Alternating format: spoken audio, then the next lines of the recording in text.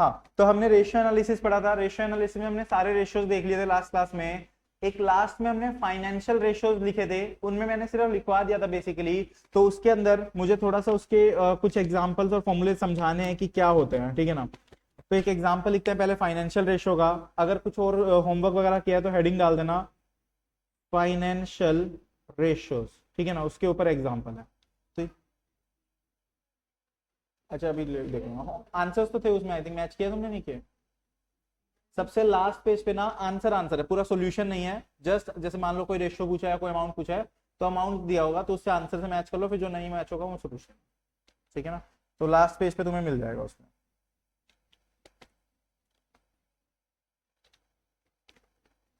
ये यहाँ पे देख रहे हो, ये सॉल्यूशंस में ऐसे आंसर दिए हुए हैं सिर्फ, ठीक है ना, तो ऐसे मैच कर लेना।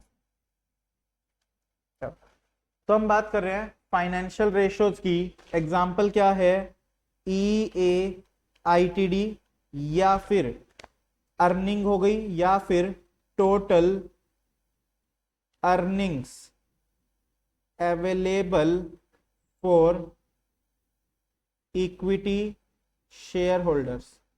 मतलब क्या हुआ, इक्विटी शेयर होल्डर्स के लिए जो अर्निंग अवेलेबल है, मतलब इनकम स्टेटमेंट में सब कुछ माइनस करने के बाद जो अर्निंग आई वो हमारी कितनी है, 50 लाख। कितने की है, 50 लाख। 50 लाख की अर्निंग है।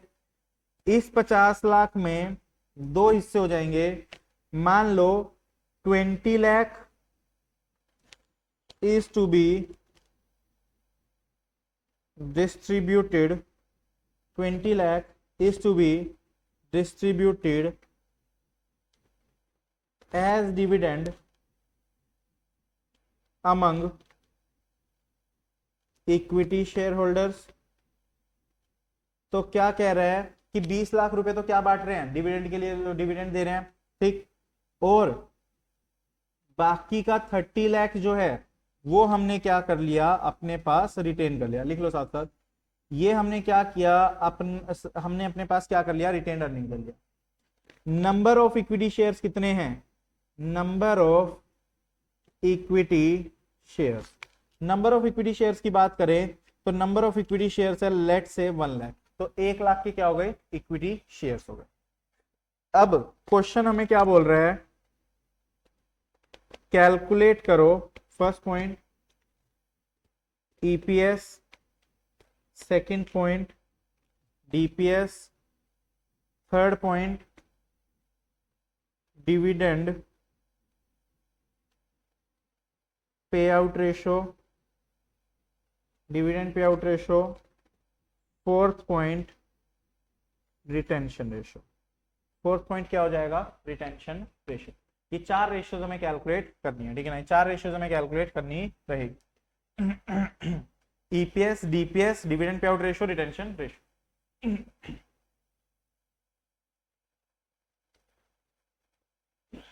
करें।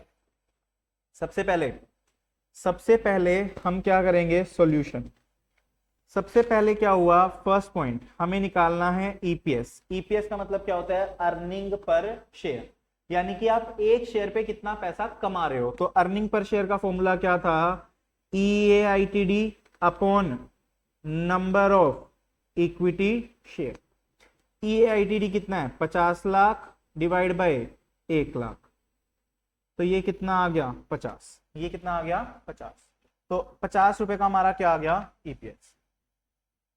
50 का हमारा क्या आ गया, ईपीएस। तो हमने ईपीएस निकाल लिया, ईपीएस हमारा कितना आ गया, 50, ठीक है। सेकंड पॉइंट की बात करें तो सेकंड पॉइंट हमारा क्या है, सेकंड पॉइंट है हमें डीपीएस निकालना है। डीपीएस का मतलब क्या हुआ, डिविडेंड पर शेयर, यानी कि एक शेयर पे हम कितना डिविडेंड पे कर रहे हैं। तो डिविडेंड कैसे निकलेगा, टोटल डिविडेंड, जितना भी हमने टोटल डिविडेंड पे किया डिवाइड करेंगे किससे, नंबर ऑफ इक्विटी शेयर से। तो क्वेश्चन ने लिखा था कि 20 लाख का डिविडेंड आप पे कर रहे हो 1 लाख शेयर्स को, तो ये कितना हो गया, 20 रुपए। ये कितना हो गया, 20 रुपए। अच्छा, जहां पर 50 लिखा है इसके ब्रैकेट में इधर लिख लो इंडिकेट वाली लाइन, ठीक। जहां भी जगह दिखे 50 रुपए के साथ वाले पे कहीं पर भी इंडिकेट वाली लाइन लिख लो।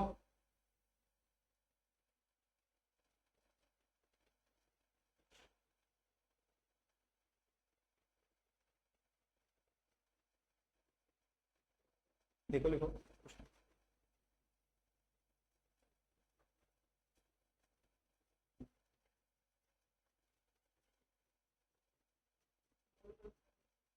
उतार लो उतार लो।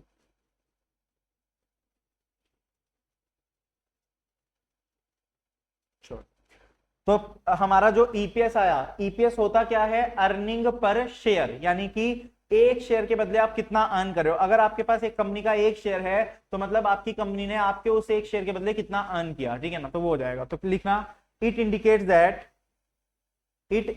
That on every one share, it indicates that on every one equity share, on every one equity share, comma, the retained earnings available with the company,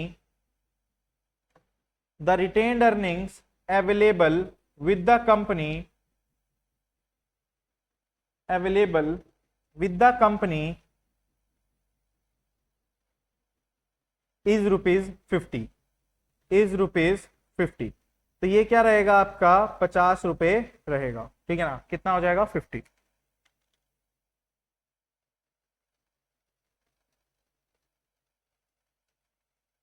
हाँ ठीक है ना, तो ये हो गया। Second point dividend per share, second point dividend per share, इसके लिए लिख लो।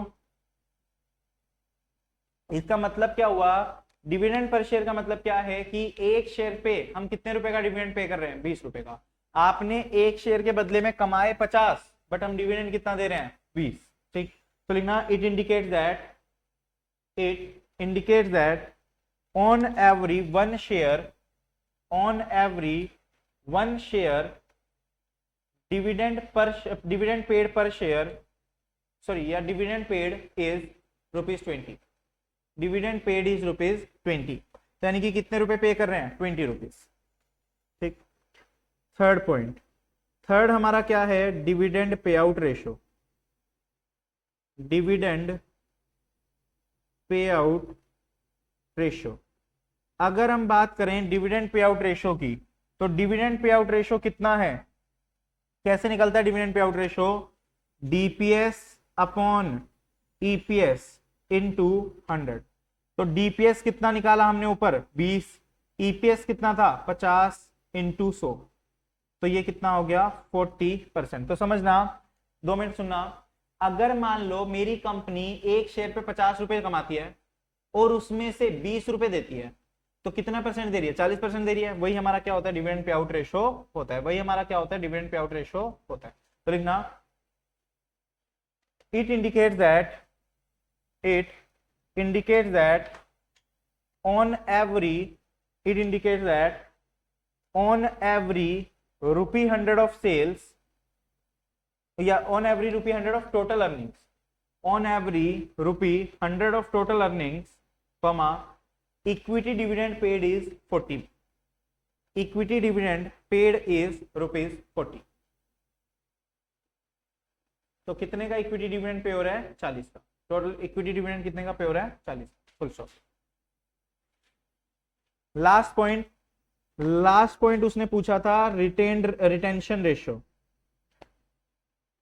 Retention ratio. इसका मतलब क्या होता है, इसका मतलब सिंपल सा होता है कि एक कंपनी कितना पैसा, कितना परसेंट पैसा अपने पास रिटेन कर रही है।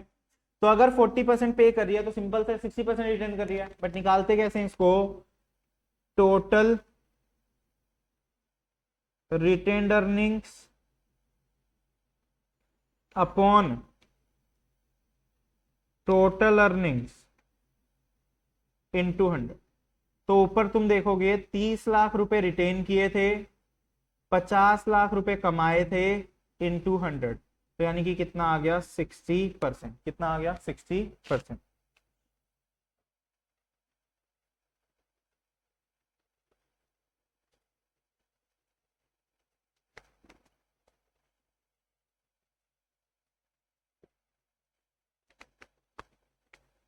It indicates that it indicates that on every rupee 100 of sales,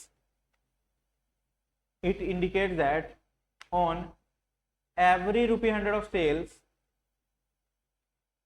on every rupee 100 of sales, oh sorry, every rupee 100 of total earnings,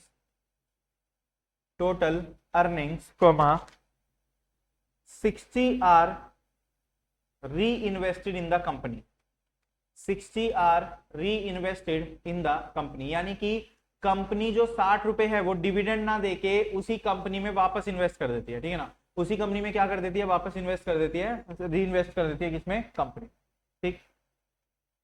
ये जो फाइनेंशियल रेशियोज है ना, इनके बारे में आगे जाके और भी डिस्कशन होगा नेक्स्ट चैप्टर्स के अंदर, जैसे एक फाइनेंशियल डिसीजन चैप्टर आएगा, उसमें इसके बारे में डिटेल में डिस्कशन करेंगे, थोड़ा सा आगे जाके डिटेल में डिस्कशन हो जाएंगे, ठीक। चलो अब कुछ क्वेश्चन है इसी इन्हीं रेशियोज के ऊपर, वो कर लेते हैं। Question number 7,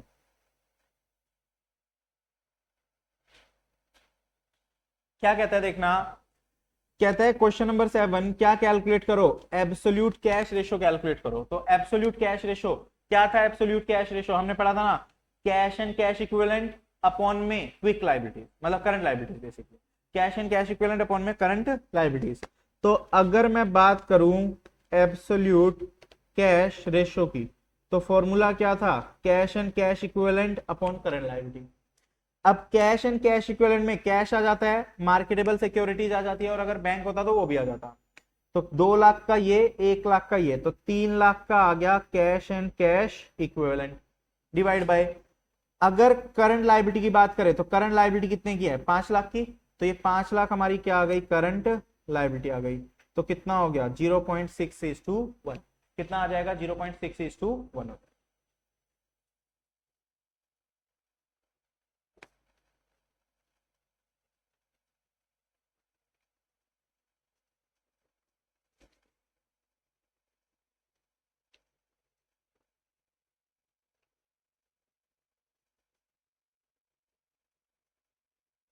it indicates that against every rupee one off, it indicates that Hemang percent नहीं है, 0.6:1 है। it indicates that against every rupee one of current liability, comma against every rupee one of current liability, every rupee one of current liability, comma the company is having cash and cash equivalent of 60 पैसा, cash and cash equivalent of 60 पैसा।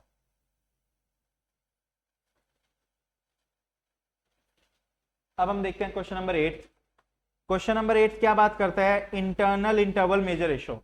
ये क्या होता है internal interval measure ratio, याद है मैंने बताया था कि अगर मान लो आज के बाद तुम्हारा कोई भी बिजनेस नहीं हुआ तो तुम कितने दिन तक सरवाइव कर सकते हो, वो हमें निकालना होता है। तो internal interval measure ratio formula क्या था, फॉर्मूला क्या था, quick assets upon cash operating cost per day, cash operating cost per day, average एक ही बात है, वो एवरेज बोल लो कोई फर्क नहीं पड़ता, ठीक है ना, average cash operating cost per day. अब अगर मैंने पर डे लिख दिया तो मतलब वो एवरेज ही हो गया एक टाइप से, ठीक। तो average cash operating cost per day. अब ये क्विक एसेट्स तो क्या क्या होंगे, कैश हमारे क्विक एसेट का पार्ट होता है, डेटर हमारे क्विक एसेट का पार्ट होता है, मार्केटेबल सिक्योरिटीज क्विक एसेट का पार्ट रहेगा, सिर्फ और सिर्फ इन्वेंट्री हमारी क्विक एसेट में नहीं आएगी। तो क्विक एसेट्स कितने के हो गए, 3.5 लाख, 2 लाख, 5.5 लाख और 1 लाख, 6.5 लाख। तो हमारे कितने हो गए, 6.5 लाख। इसमें से अब सोच के देखो डेटर्स हम कितना ले रहे हैं, 3.5 लाख। उन 3.5 लाख में से 50,000 का हमने प्रोविजन बना रखा है कि वो पैसे नहीं देंगे, तो माइनस हो जाएगा। तो क्विक एसेट्स कितने के हुए, 3.5 लाख के डेटर्स, उसमें से 50,000 के डेटर हटा दो, प्लस 2 लाख का कैश और 1 लाख की मार्केटेबल सिक्योरिटी। अब average cash cost per day कैसे निकलेगी, कहता है पूरे साल का कॉस्ट ऑफ गुड सोल्ड कितना है, 8 लाख। और अदर ऑपरेटिंग एक्सपेंसेस कितने हैं 30,000। तो यानी कि पूरे साल में 8,30,000 लगता है। सर डेप्रीशिएशन भी है, बट हम डेप्रीशिएशन कंसिडर नहीं करेंगे क्योंकि हम सिर्फ कैश वाले लेते हैं, ठीक, वो नॉन कैश होता है। तो 8,30,000 को डिवाइड कर लो 365 से, क्योंकि क्वेश्चन ने कुछ बोला नहीं हुआ। अगर क्वेश्चन बोलता कि 360 दिन मान लो तो हम 360 से डिवाइड करते थे, बट नॉर्मली 365 से करेंगे। कितना आ रहा है?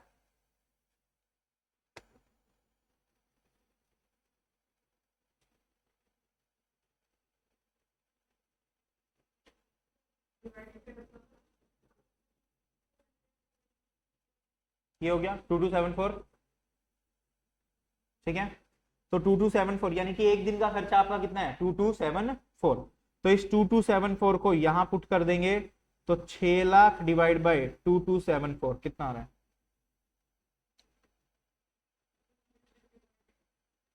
260। तो बेसिकली आप 264 दिन 264 डेज आप सरवाइव कर सकते हो अगर आपका एक भी बिजनेस नहीं चला तो। ठीक, उतार लो।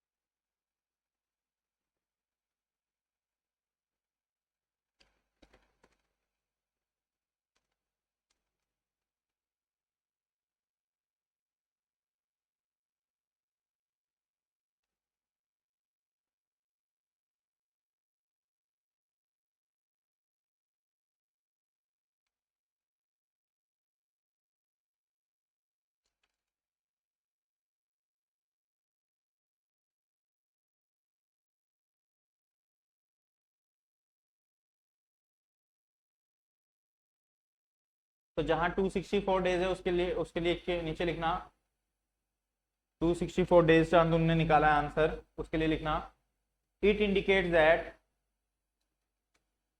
it indicates that it indicates that the company has the company has sufficient funds the company has sufficient funds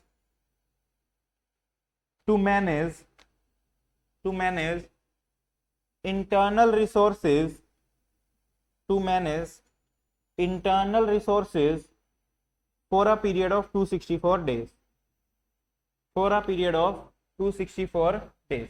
यानी कि 264 डेज के लिए आप क्या कर सकते हो, इजीली मेंटेन या मैनेज कर सकते हो। ठीक है, तो ये हमारा हो गया सेकंड। अब आ जाओ सिक्स क्वेश्चन पे। सिक्स क्वेश्चन क्या कह रहे हैं, कैलकुलेट करो डेट सर्विस कवरेज रेशो। तो अगर मैं बात करूं डेट सर्विस कवरेज रेशो की, डेट सर्विस कवरेज रेशो क्या होता है, उसका फॉर्मूला क्या होगा, ईबीआईटी, ईबीआईटी बोल लो या नेट ऑपरेटिंग प्रॉफिट बोल लो, EBIT upon interest amount plus repayment of loan amount, कि कितना अमाउंट हमने रीपे किया है वो आ जाए। ठीक, तो ईबीआईटी तो क्वेश्चन ने दे दिया 8,50,000 सीधा सीधा। ठीक, तो ईबीआईटी तो ले लेंगे 8,50,000। क्या है 10% डिबेंचर लिए हैं जो 10 इंस्टॉलमेंट में पे होंगे, और 7 लाख के डिबेंचर है उस पर 10%, तो इंटरेस्ट कितना हो गया 70,000। 7 लाख को 10 इंस्टॉलमेंट में पे करोगे तो वो भी कितना हो जाएगा 70,000। तो 8,50,000 डिवाइड बाय 14, 1,40,000 कितना आ गया 6.0 समथिंग आ गया। तो 6 टाइम्स मान लो इसको। तो यानी कि हमारे पास इतनी इनकम है कि हम 6 बार ऐसा ऐसा अमाउंट पे कर सकते हैं, ठीक है ना, 6 बार ऐसा ऐसा अमाउंट पे कर सकते हैं डेट्स को। लिख लो।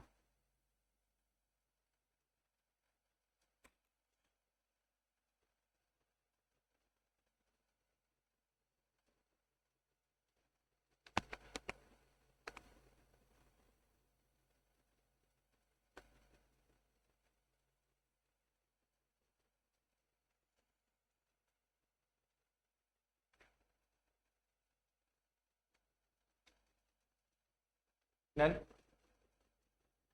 it indicates that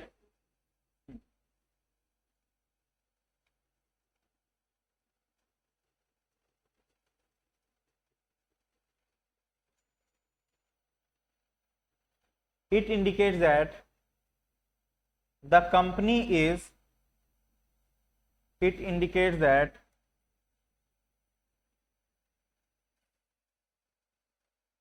the company is earning very high profits. The company is earning very high profits to cover its principal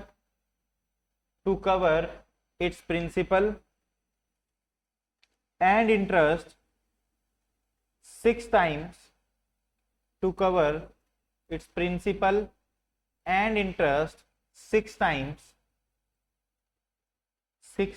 during the year, full stop. During the year, full stop.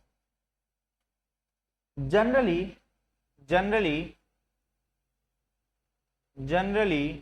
2-3 times are considered good. Generally 2-3 times are considered good from the lender's point of view.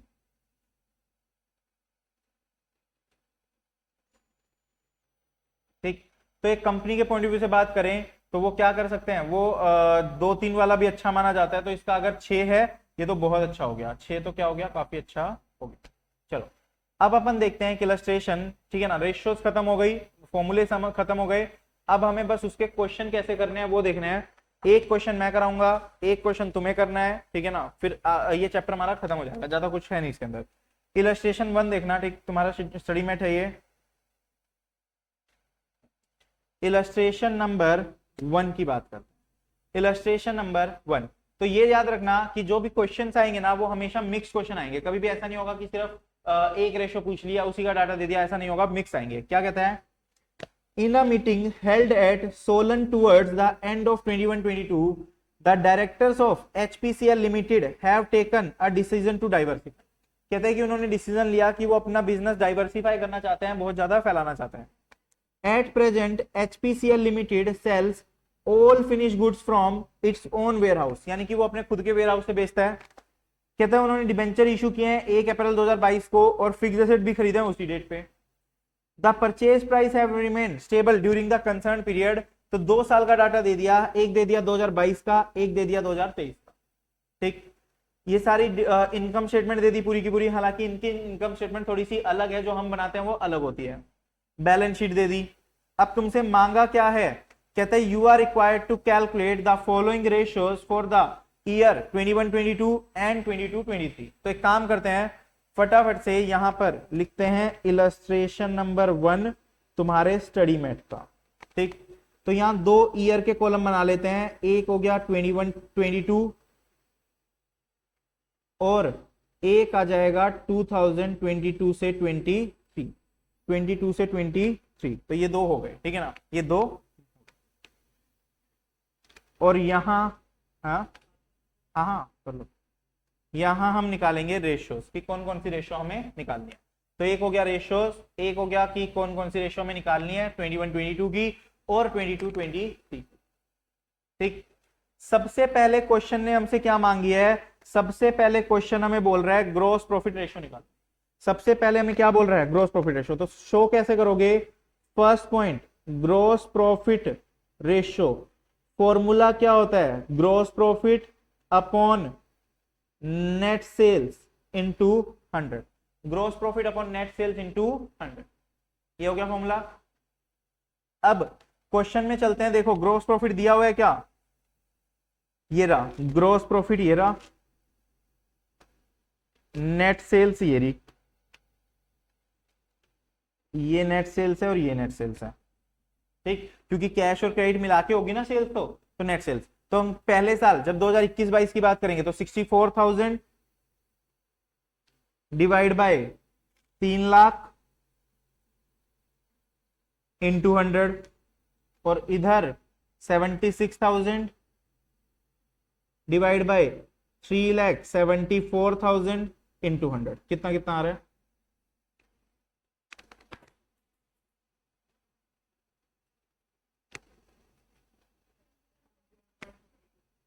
21.3 तो आ गया पहले का, दूसरे का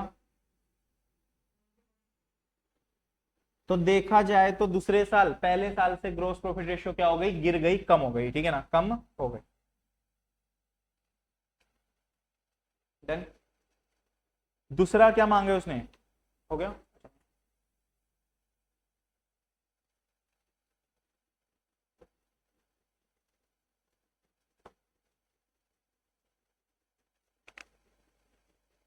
अच्छा, second क्या मांगा है उसने?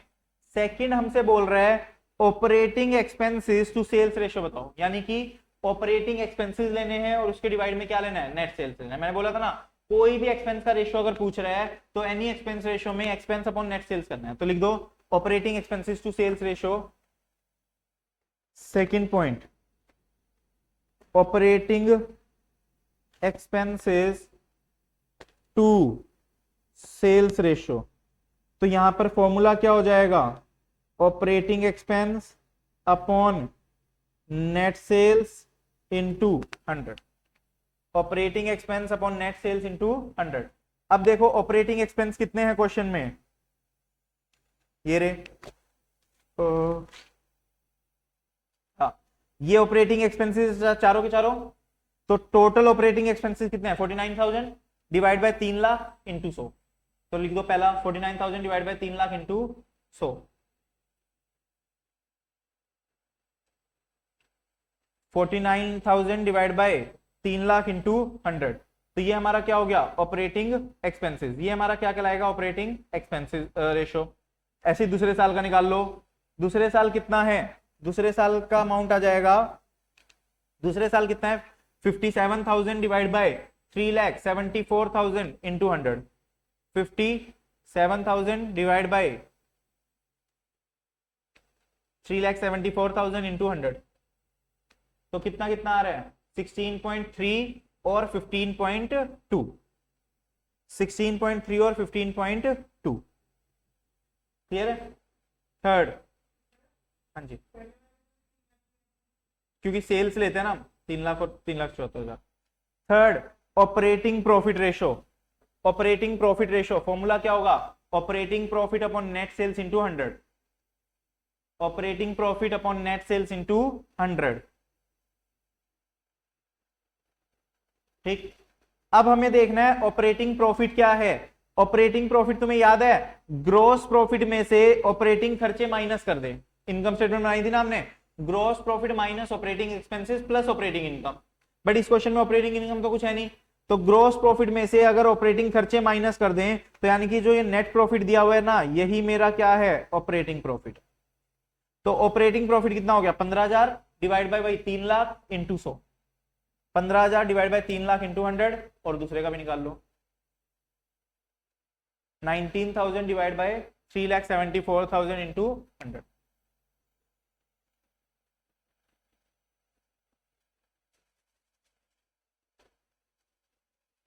तो पहले का कितना आ गया? 5%। और दूसरे का कितना आ गया? 5.08। 5.08%। करेक्ट। फोर्थ पे आ जाओ। फोर्थ क्या मांगा है उसने? कहता है कैपिटल टर्नओवर रेशियो बताओ। कैपिटल टर्नओवर रेशियो का मतलब क्या हुआ? कहता है कैपिटल टर्नओवर रेशियो कैसे निकलती है? अगर क्वेश्चन में सेल्स दी हुई है तो सेल्स यूज करेंगे, अगर सेल्स नहीं होगी तो सीओजीएस यूज करेंगे। तो सेल्स है हमारे पास, तो sales upon capital employed. Sales upon capital employed. तो सेल्स कितनी है दोनों में? 3 लाख, 3,74,000। 3 लाख, 3,74,000। अब कैपिटल एम्प्लॉयड कितनी है? देखना, कैपिटल एम्प्लॉयड क्या होती है? Share capital plus reserve and surplus plus debentures. तो तीनों चीजें ले लेते हैं कैपिटल एम्प्लॉयड में, तो यानी कि 1 लाख हो गई पहले साल और 147 हो गई दूसरे साल।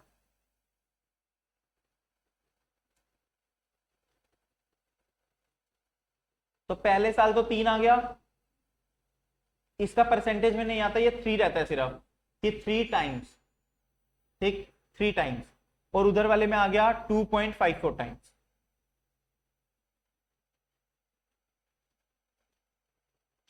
2.54 टाइम्स। नेक्स्ट क्या निकालना है, नेक्स्ट हमें चाहिए stock turnover ratio. Stock turnover के केस में अगर आपके पास सीओजीएस है तो पहले हम क्या देंगे, प्रेफरेंस देंगे सीओजीएस को, COGS upon average stock, COGS upon average stock. अब एक बात समझना, कहता है ratio relating to capital employed should be based on the capital at the end of the year. ठीक है, ये तो छोड़ दो। Give the reason for change in the ratio of 2 year, तो आपको एक कमेंट्री भी डालनी पड़ेगी। हालांकि इसके साइड में आप एक कॉलम बना सकते थे कमेंट का कि भाई क्यों चेंज हो रहा है ये, ठीक है ना। जैसे मान लो अगर ग्रॉस प्रॉफिट रेशो चेंज हो रहा है तो क्यों चेंज हो रहा है, सेल बढ़ी लेकिन उसके प्रोपोर्शनेटली प्रॉफिट उतना भी नहीं बढ़ा तो इस वजह से कम हो गया ग्रॉस प्रॉफिट रेशो, ऐसे रीजन डालने होंगे। कहता है जो 21-22 की बात करें ना, 21-22 में ओपनिंग स्टॉक कितने का था, 40,000 का था। तो 21-22 का क्लोजिंग स्टॉक कितने का है, 21-22 का क्लोजिंग स्टॉक 60,000 है और ओपनिंग स्टॉक कितना है, 40,000। तो एवरेज स्टॉक कितना हो गया, 50,000। बात समझ आ रही है। तो एवरेज स्टॉक कितना हो जाएगा, 50,000। तो हम, हाँ मैंने क्या बोला, देखो सीओजीएस तो क्वेश्चन में गिवन है, पहले सीओजीएस डाल दो। सीओजीएस कितना है, 236 और 298, तो 236 और 298 डाल दो पहले। अब हम चलते हैं किस पे, एवरेज स्टॉक पे। अगर मैं बात करूं हेमंत 21-22 की, तो ये 21-22 का क्लोजिंग स्टॉक है और ओपनिंग स्टॉक कहां दिया हुआ है, ओपनिंग स्टॉक दिया हुआ है ये रहा 40,000। तो यानी कि अगर ओपनिंग स्टॉक 40,000 है, क्लोजिंग स्टॉक 60,000 है, तो एवरेज कितना होगा, 40 + 60 डिवाइड बाय 2 कितना हो गया, 50,000। तो पहले साल का एवरेज स्टॉक कितना आया, 50,000। ऐसे ही दूसरे साल का एवरेज स्टॉक कितना होगा, दूसरे साल का क्लोजिंग ये है, ओपनिंग कितना होगा, ओपनिंग 60 होगा, क्योंकि पिछले साल का अगर क्लोजिंग 60 है तो अगले साल का ओपनिंग भी 60 होगा। तो 60 + 94 डिवाइड बाय 2, 60 + 94,000 डिवाइड बाय 2 कितना आ गया, 77,000, 77,000।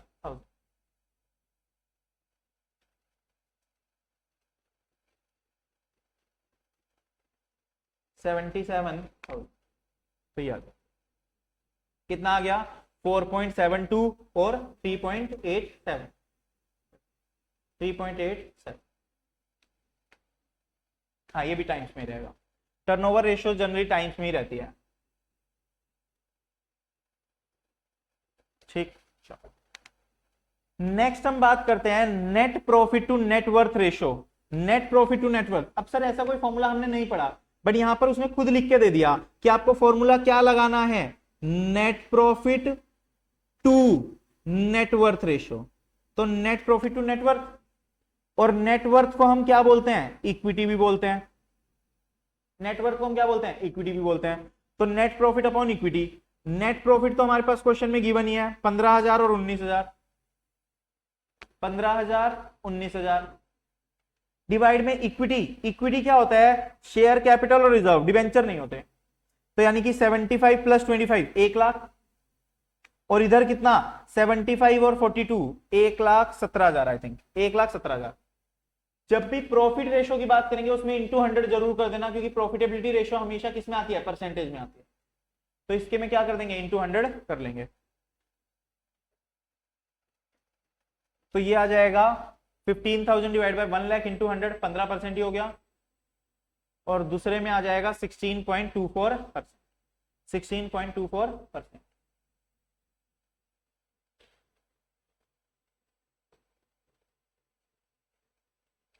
अब एक उसने क्या मांगा है, रिसीवेबल कलेक्शन पीरियड, लास्ट है रिसीवेबल कलेक्शन पीरियड। इसके लिए हमें थोड़ा सा वर्किंग नोट भी बनाना पड़ेगा। पहले तो रिसीवेबल कलेक्शन पीरियड का फॉर्मूला लिख लेते हैं। रिसीवेबल कलेक्शन पीरियड का फॉर्मूला क्या होता है, 12 मंथ्स, और कहीं लिखा है क्या इसमें नंबर ऑफ डेज, 60 360 या कुछ भी नहीं, तो 12 मंथ्स और 365 days upon debtor turnover ratio, debtor turnover ratio. ठीक, तो ये हमारा क्या आ जाएगा, डेटर टर्नओवर रेशो।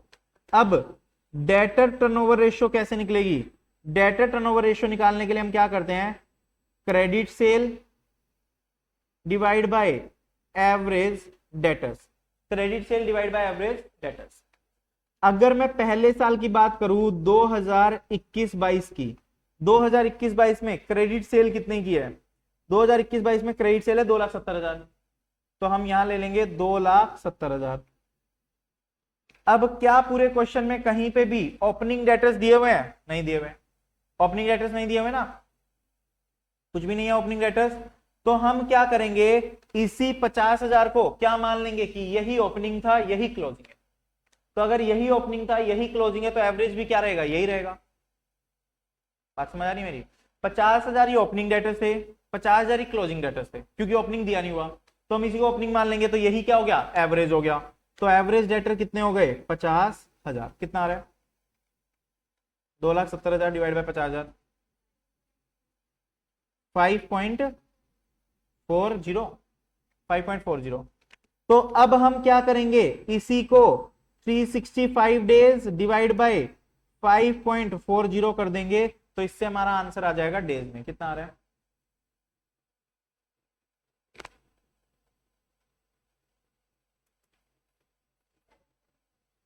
67.5 या 6 आ रहा होगा, आई थिंक 67.6 डेज। बात समझ आ रही है? तो इस तरीके से लेंगे। सबसे पहले हमने डेटर टर्नओवर रेशियो निकाला, फिर हमने क्या किया, उसके बाद कलेक्शन पीरियड निकाल लिया। अब ऐसे ही नेक्स्ट ईयर का ले लेते हैं, 2022-23 का। 2022-23 में सबसे पहले तो ये देख लो क्रेडिट सेल कितनी है। क्रेडिट सेल कितनी है, 3,42,000। तो क्रेडिट सेल हो गई 3 लाख, तो हम निकाल क्या रहे हैं, डेटर टर्नओवर रेशियो 3,42,000। 3,42,000 डिवाइड करेंगे किससे, एवरेज डेटर से। अब हमें एवरेज निकालना पड़ेगा, क्योंकि देखो क्लोजिंग कितना है 82,000, ओपनिंग कितना है 50,000, तो opening plus closing divide by 2, तो 50 प्लस 82 डिवाइड बाय 2, तो ये आ जाएगा 66,000। कितना आया,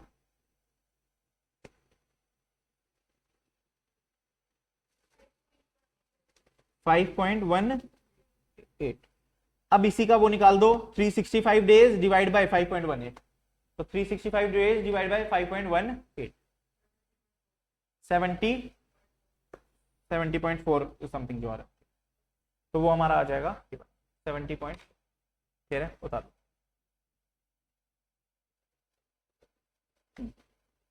करो करो, तो ये फर्स्ट वाले में आ जाएगा 365 डिवाइड बाय 5.4, 365 तो as it is divide by 5.4, ये कितना आ रहा था, 67.6, और इधर आ जाएगा 65 डिवाइड बाय, अब इसका निकालो, डीटीआर निकालो फिर से।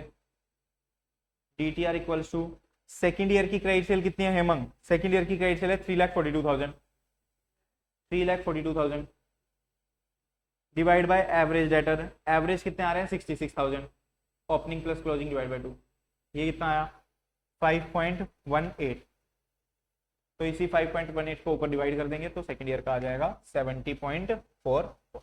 तो बात समझ आ रही है? इस तरीके से क्वेश्चन आएंगे, इस तरीके से हमें अप्लाई करने हैं।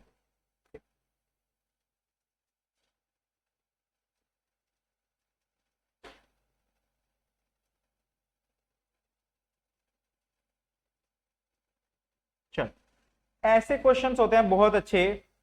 ऐसा क्वेश्चन देखना, क्या कहता है, following is the average balance sheet of alpha limited, ये उसकी बैलेंस शीट दे दी, ठीक, ये उसकी क्या है, पूरी बैलेंस शीट है, with the help of additional information furnished below, यानी कि कुछ और डाटा दे दिया। हमें क्या करना है, एक तो ट्रेडिंग एंड पीएनएल अकाउंट बनाना है, मतलब इस क्वेश्चन में हमसे रेशियो नहीं मांग रहा, रेशियो क्वेश्चन ने दिए होंगे निकाल के, जैसे तुम देखोगे ना, ये देखो क्विक रेशियो दे दिया खुद निकाल के, वर्किंग कैपिटल रेशियो दे दिया खुद निकाल के, रिटर्न ऑन नेटवर्थ दे दिया, ट्रेड रिसीवेबल, ऐसे सब कुछ दे दिया, मतलब खुद निकाल के दे दिया। हमसे क्या बोल रहा है कि आप क्या करो, ट्रेडिंग एंड पीएनएल और बैलेंस शीट बनाओ 2023 की। ये कब की है, इस पे डेट नहीं लिखी हुई, ठीक है, तो क्या कह रहा है 2023 की क्या बनानी है, हमें बैलेंस शीट बनानी है, ठीक है ना, ट्रेडिंग पीएनएल और बैलेंस शीट बनानी है, प्रॉफिट वगैरह निकाल के डालना है उसके अंदर। तो अब हमें उल्टा क्वेश्चन करना है। अभी तक जो हमने पिछला क्वेश्चन किया ना, वो पिछला क्वेश्चन क्या था, ट्रेडिंग पीएनएल बैलेंस शीट हमें दी हुई थी, हमसे रेशियो मांगे थे, अब रेशियो दिए हुए हमसे बैलेंस शीट मांगे, एक तो उल्टा चलना है। तो कैसे चलेंगे, क्या क्या इंफॉर्मेशन दी हुई है, कहते हैं कंपनी ने रीऑर्गेनाइजेशन किया, मतलब वो रिकंस्ट्रक्शन किया, पढ़ते थे ना अकाउंट्स में रिकंस्ट्रक्शन इंटरनल, वो रिकंस्ट्रक्शन किया आपने कैपिटल स्ट्रक्चर का, with capital remaining the same as follows, यानी कि अगर शेयर कैपिटल की बात कर लें तो शेयर कैपिटल क्या है, सेम रहेगी, शेयर कैपिटल क्या रहेगी, सेम। इसका मतलब ये हुआ कि हमारी जो शेयर कैपिटल क्या है वो तो सेम रहनी चाहिए। अभी हमारी शेयर कैपिटल कितनी है 1 लाख, तो अभी भी शेयर कैपिटल कितनी रहेगी 1 लाख ही रहेगी। ठीक, तो मतलब क्या हुआ, अगर मेरी शेयर कैपिटल 1 लाख रुपए है और वो शेयर कैपिटल 50% है, तो मतलब टोटल कितना होगा 2 लाख होगा, तभी तो 50% 1 लाख बना। फिर 2 लाख का 15% यानी कि 30,000 हमारा क्या हो गया other share holder fund. 2 lakh का 10% 20,000 हमारा क्या हो गया डिवेंचर, और 2 लाख का 25% यानी कि 50,000 हमारा क्या हो गया करंट लाइफ। समझ आ रही है? तो लिखना सॉल्यूशन, सॉल्यूशन सॉल्यूशन में सबसे फर्स्ट पॉइंट वर्किंग नोट लिख दो, working note illustration 2, working note, working note number 1 share, ऐसे लिख दो लाइबिलिटी स्ट्रक्चर, लाइबिलिटी स्ट्रक्चर, और ये टेबल बना दो एज इट इज, ये तीनों कॉलम, एक कॉलम ये, एक कॉलम ये, एक कॉलम ये, particulars percentage amount, particulars percentage amount,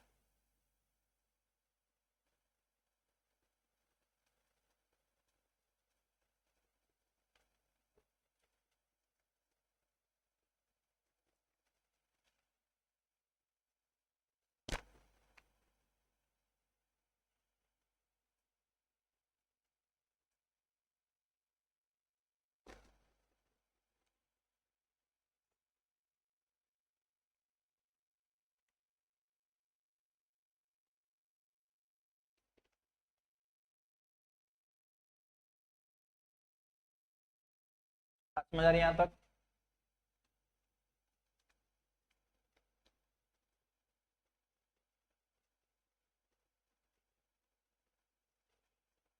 चलो, अब अगर मैं बात करूं, हम जनरली अगर बैलेंस शीट बनाते हैं तो समझना, अगर मैं बैलेंस शीट बनाऊं तो अगर मेरी लाइबिलिटी साइड का टोटल 2 लाख है तो मेरी असेट साइड का भी टोटल कितना रहेगा 2 लाख रहेगा। तो यानी कि total liability equals to total assets. तो इसका मतलब ये हो गया कि हमारे जो टोटल असेट्स हैं वो कितने के आ गए 2 लाख के, वो कितने के आ गए 2 लाख। समझ आ रही है? अब एक बात समझना, क्वेश्चन ने क्या बोला है, कहते हैं डिबेंचर्स तो 1 अप्रैल को इशू करने हैं तो उस पर पूरे साल का इंटरेस्ट लगेगा। ठीक, लैंड एंड बिल्डिंग कुछ नहीं चेंज होगी, एडिशनल प्लांट एंड मशीनरी और खरीद ली, 5,000 का डेप्रिसिएशन और लगा दिया। ठीक है, कहता है total fix cost 60% of total assets के, मतलब अगर फिक्स्ड और करंट एसेट्स को प्लस कर ले, मतलब टोटल एसेट देख लें तो टोटल एसेट का 60% फिक्स कॉस्ट फिक्स एसेट है। तो अगर मान लो मेरे टोटल एसेट 2 लाख हैं तो इनमें से फिक्स एसेट कितने के हो गए 60%, यानी कि 1,20,000। बात समझ आ रही है? तो इसका मतलब ये हुआ कि मेरे करंट एसेट कितने के हो गए, करंट एसेट बचे कितने के 80,000, करंट एसेट कितने के बचे 80,000। तो लिखना working number, working note number 2, working note number 2 calculation of asset, calculation of asset.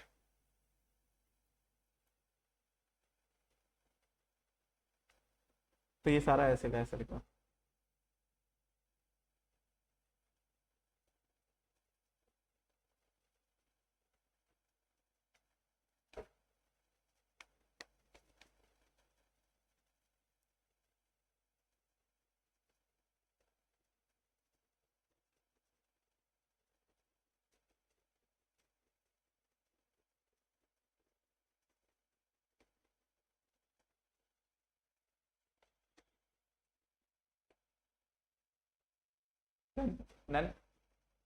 Next note number, working note number 3, working note number 3 की बात करें तो यहां पर ऊपर जो हमने छोड़ दिया किसका, लैंड एंड बिल्डिंग और ये प्लांट एंड मशीनरी का, तो पहले प्लांट लैंड एंड बिल्डिंग तो सेम है, कोई फर्क नहीं है, मेन जो चेंज हुआ है प्लांट एंड मशीनरी चेंज हुई है। तो लिखना addition in plant and machinery, plant and machinery में कितना एडिशन हुआ वो देखना है। तो कैसे देखेंगे, कहता है लैंड एंड बिल्डिंग तो सेम है, तो एक काम करते हैं, हमारे पास टोटल फिक्स्ड एसेट्स कितने के हैं 1,20,000 के, टोटल फिक्स्ड एसेट्स कितने के हैं 1,20,000 के, उसमें से लैंड एंड बिल्डिंग हटा दो तो हमारे पास लैंड एंड बिल्डिंग कितने की है 80,000 की, लैंड एंड बिल्डिंग कितने की है 80,000 की। तो इसका मतलब ये हुआ कि लैंड एंड बिल्डिंग अगर मैं हटा दूं तो लैंड एंड बिल्डिंग हट गई 80,000 की, तो क्या बचा, ये हमारे पास बच गया क्या, plant and machinery after depreciation, क्योंकि ये सारा डाटा जो था ये आफ्टर डेप्रीशिएशन दिया हुआ था, ये सारा डाटा जो था ये आफ्टर डेप्रीशिएशन दिया हुआ था। तो आफ्टर डेप्रीशिएशन कितना हो गया, 40,000। अभी हमारे पास प्लांट एंड मशीनरी कितने की है, अभी हमारे पास प्लांट एंड मशीनरी 50,000 की है, उस पर 15,000 का डेप्रीशिएशन लग गया तो 35,000 की है। लेकिन क्वेश्चन ने बोला था कि 5,000 का डेप्रीशिएशन और लगा देना, तो 35,000 में से 5,000 का डेप्रीशिएशन और लग जाएगा, तो अभी हमारे पास कितने की बची, 30,000 की। ठीक, तो हमारी अभी यानी कि एग्जिस्टिंग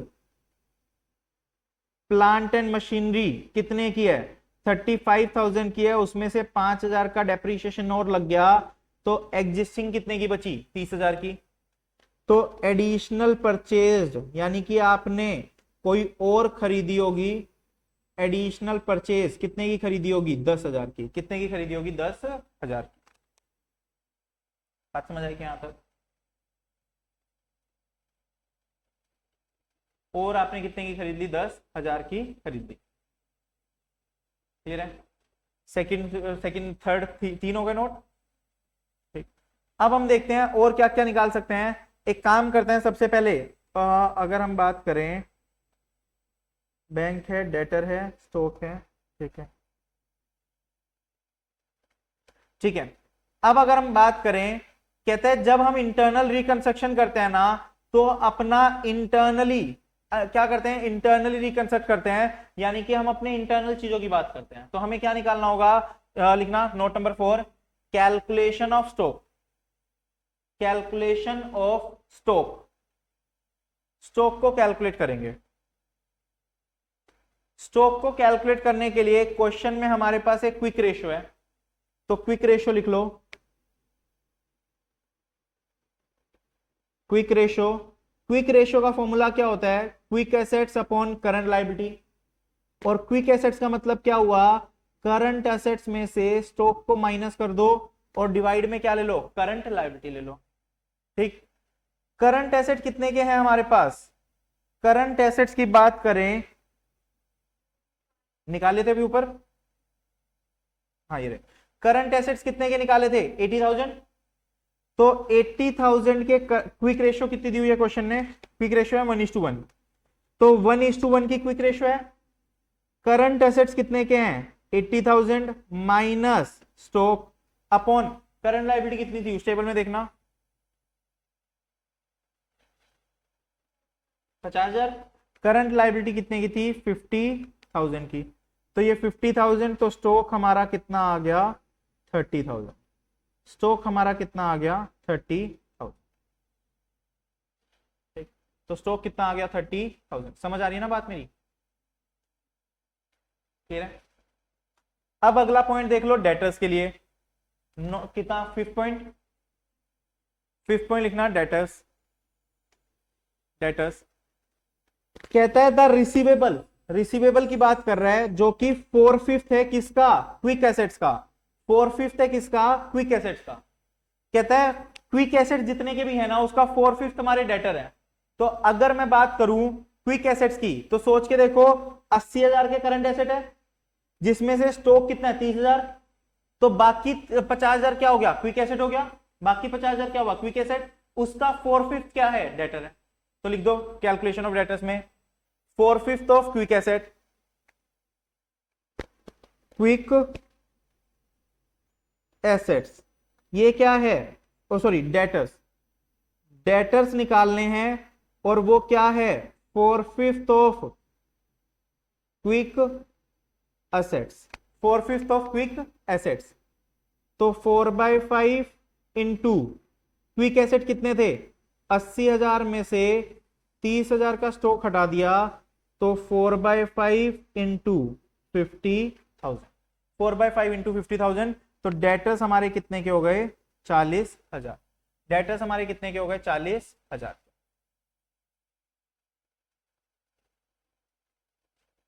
ठीक है ना, 40,000।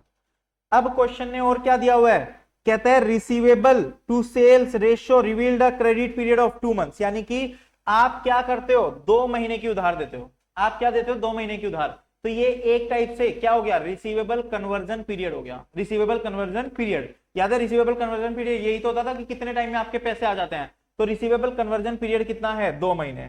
तो इसका मतलब क्या हुआ,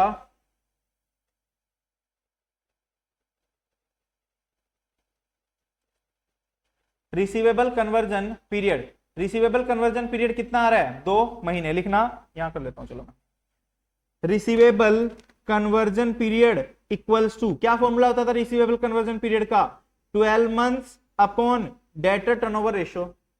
ठीक, अब रिसीवेबल कन्वर्जन पीरियड 2 महीने दिया हुआ है, तो 12 months upon debtor turnover ratio, तो डेटर टर्नओवर रेशियो कितना आ जाएगा, 12 डिवाइड बाई 2 यानी कि 6 टाइम्स। डेटर टर्नओवर रेशियो कितना आ गया, 12 डिवाइड बाई 2 6 टाइम्स। इसी में चलने दो, कोई बात नहीं, डेटर्स की बात कर रहे हैं, ठीक है ना। और अभी तो यही चलने दे सकते हो, अलग बनाना चाहो बना भी लो, चाहे कोई फर्क नहीं पड़ता, तुम्हारी चॉइस है। ठीक, अब यहां से क्या आया, डेटर टर्नओवर रेशियो आ गया, debtor turnover ratio equals to क्या था, credit sale upon average debtors into 100, credit sales upon average debtor into 100। अब ये डीटी रेशियो, डीटीआर कितना है, 6 इंटू 100 छोड़ दो, चाहे हाँ 6 नहीं, यही ले लो बस। क्रेडिट सेल नहीं पता, क्रेडिट सेल्स नहीं पता, एवरेज डेटर, डेटर अभी हमने ऊपर निकाले 40,000 के, डेटर अभी हमने ऊपर क्या निकाले 40,000, तो क्रेडिट सेल कितने की आ गई, क्रेडिट सेल्स आ गई 2,40,000, क्रेडिट सेल्स कितने की आ गई, 2,40,000। बात समझ आ रही है, कोई डाउट यहां तक। अब एक बात समझना, क्वेश्चन ने साफ साफ बोल दिया हमें कि कोई भी कैश सेल नहीं है, तो जो ये क्रेडिट सेल है यही हमारी क्या हो गई, टोटल सेल्स हो गई 2,40,000। बात समझ आ रही है। अब क्या कह रहा है, ग्रोस प्रॉफिट कितना है, सेल्स का 15%, तो अगर सेल्स ये है तो इससे क्या निकलाएगा, ग्रोस प्रॉफिट इसका 15% करना, आई थिंक 36,000, 36,000 का क्या आ गया, ग्रोस प्रॉफिट, 36,000 का क्या आ जाएगा, ग्रोस प्रॉफिट। तो बाकी बचा हुआ क्या होगा, सीओजीएस माइनस कर लेंगे, तो 2,04,000 का हमारा क्या आ गया, सीओजीएस, 2,04,000 हमारा क्या आ गया, सीओजीएस। अब स्टॉक टर्नओवर रेशियो, कहता है स्टॉक टर्नओवर 8 टाइम्स है, तो स्टॉक टर्नओवर रेशियो का फॉर्मूला क्या था, COGS upon average stock. Stock turnover ratio कितना है, 8, स्टॉक टर्नओवर रेशियो कितना है, 8, सीओजीएस कितना है, 2,04,000, तो इससे हमारा क्या आ जाएगा, स्टॉक आ जाएगा, इससे हमारा क्या आएगा, स्टॉक। तो निकालना स्टॉक कितना आ रहा है,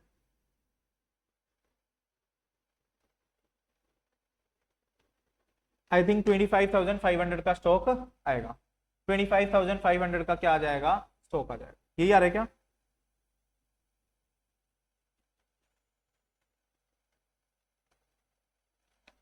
ठीक है, अब कभी कभी क्या होता है कि हमने दो फॉर्मूले देखे थे, यहां पर सीओजीएस भी ले सकते हो और सेल्स भी ले सकते हो, कभी कभी वो सेल्स के बेसिस पे भी निकाल देगा, कभी कभी सीओजीएस के बेसिस पे निकाल देगा, बट कोई दिक्कत नहीं है।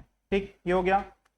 और क्या बचा, एक क्वेश्चन में हमें दिया हुआ है यार, हाँ? ठीक, एक हमारा क्या था, वर्किंग कैपिटल रेशियो दी हुई है कितने की, 8:5 की। अच्छा ये वाला रह गया, एक ये बचा है और एक ये।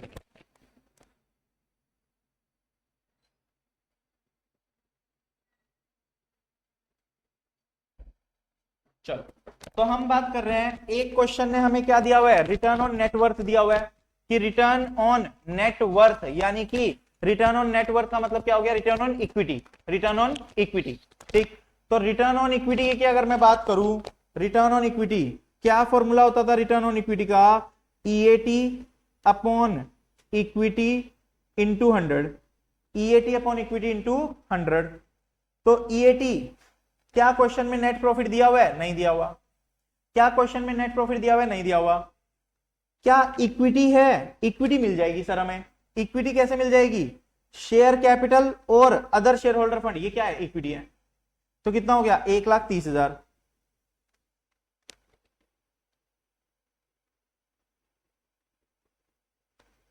तो ईएटी या फिर नेट प्रॉफिट जो है वो हमारा आ गया 13,000।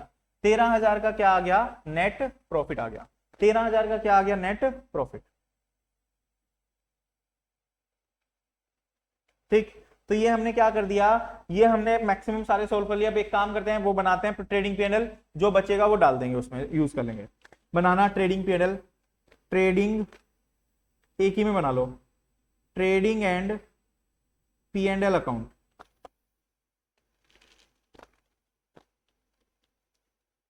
Trading and PNL account.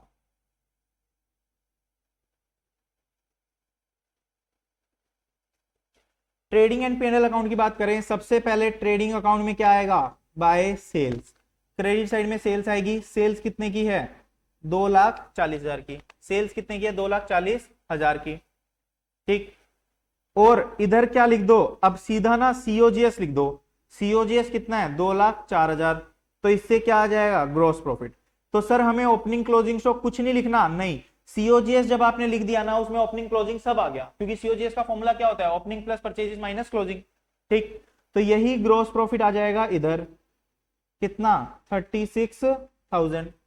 और इसका नेट प्रॉफिट हमें पता है, नेट प्रॉफिट अभी निकाला था ना 13,000, आई थिंक 13,000।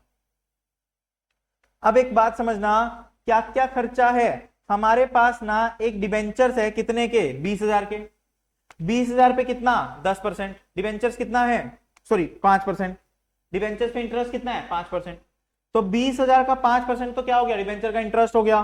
तो यहां लिख देंगे टू डिबेंचर इंटरेस्ट, 20,000 की डिबेंचर 5% पे, तो ये कितना हो गया? 10,000। ये कितना आ गया? सॉरी 1,000। ये कितना आ गया? 1,000। क्लियर है? अब जो बचा उसके लिए कोई और खर्चा ऐसे कुछ मेंशन नहीं कर रखा, तो हम ये मान के चलेंगे कि जो भी खर्चा बचा है वो आपका एडमिनिस्ट्रेशन और उसके अलावा कोई और खर्चे लग गए होंगे, यानी कि बैलेंसिंग फिगर आप अदर एक्सपेंसेस में डाल सकते हो। To other expenses balancing figure कितना आ रहा है? 36,000 में से 14,000 गए तो 22,000 के आपके क्या आ गए? अदर एक्सपेंसेस आ गए। 22,000 के आपके क्या आ गए? Other expenses. बात समझ आ रही है? देन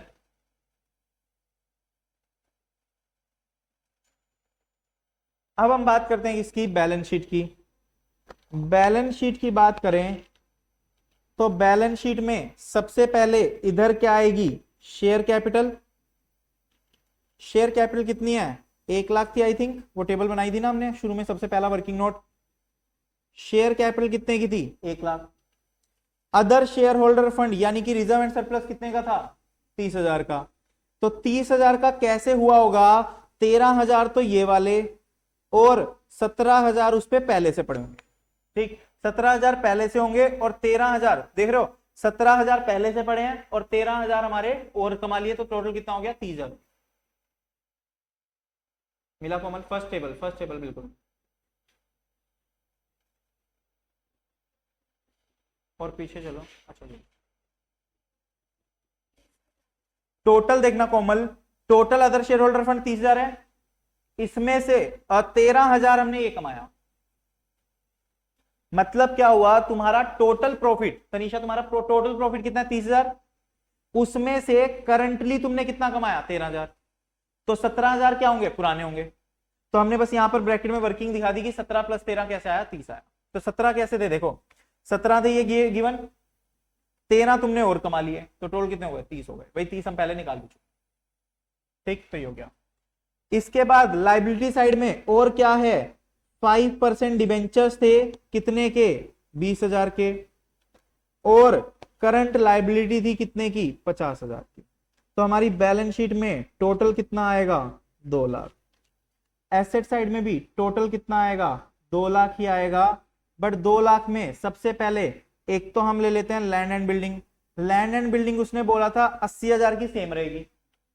ठीक, प्लांट एंड मशीनरी की बात करें तो प्लांट एंड मशीनरी पहले कितने की थी? 35,000 की। तुम देखोगे क्वेश्चन में, तो क्वेश्चन में प्लांट एंड मशीनरी कितने की थी? 35,000 की। 35,000 में 5,000 का एडिशनल डेप्रिसिएशन लगा दिया था। और 10,000 की हमने प्लांट एंड मशीनरी और खरीद ली थी। तो टोटल कितना हो गया? 40,000। टोटल कितना आ गया? 40,000। तो टोटल हमारा कितना आ गया? 40,000। तो 40,000 हमारे किस में आ जाएंगे? प्लांट एंड मशीनरी में। ठीक, अब उसके बाद बात करें स्टॉक की। स्टॉक कितना निकला था? स्टॉक हमने निकाला था ऊपर, देखना किसी पॉइंट में स्टॉक निकाला था, ये रहा। स्टॉक हमारा कितना था? 30,000। स्टॉक हमने कितना निकाला था? 30,000। ठीक, क्लियर है? डेटर्स कितने निकले थे? I think 40,000। तो बाकी जो बचा वो कैश बच गया कितने का? 10,000 का। कैश कितने का बच गया? 10,000।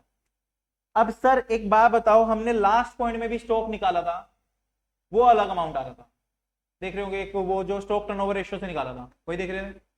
जो स्टॉक टर्नओवर रेशियो से निकाला था वो हमारा कितना आ रहा था? वो हमारा आ रहा था, कहां निकाला था मैंने, 25,500। दो रीजन हो सकते हैं। पहला रीजन, जो ये स्टॉक टर्नओवर रेशियो 8 टाइम्स निकाली ना, ये हो सकता है सीओजीएस पे ना लेके सेल्स पे ली होगी। तो सेल्स कितनी है? 8 equals to 2,40,000 divide by stock. तो यहां से स्टॉक कितना आ गया? 30,000 आ गया, पहली चीज। या फिर दूसरी चीज आप ये मान सकते हो कि ये जो है ये एवरेज स्टॉक है, तो हो सकता है ओपनिंग स्टॉक रहा होगा कुछ, तो उसकी वजह से ये एवरेज निकल रहा होगा। तो तुम दोनों में से कोई भी कर सकते हो, बट हमें स्टॉक ओरिजिनल वाला लेना है, जो 30,000 हमने पहले निकाला था वही हम यूज कर लेंगे, और वो हमारा क्या बन जाएगा? ठीक, तो इस तरीके से हमारी क्या हो गई? पूरी बैलेंस शीट बन गई, पूरी बैलेंस शीट कंप्लीट कर पाए। ठीक है ना? तो इस तरीके से हमें बैलेंस शीट बनानी होगी, बैलेंस शीट कंप्लीट हो जाएगी और मैच करेगी। क्लियर है? तो ये था, इस तरीके से क्वेश्चंस आएंगे, या तो बैलेंस शीट वगैरह तुम्हें दी होगी, तुमसे रेशियोज पूछ लेगा, या रेशियोज तुम्हें दिए होंगे, तुमसे चीजें बनवानी मांग लेगा।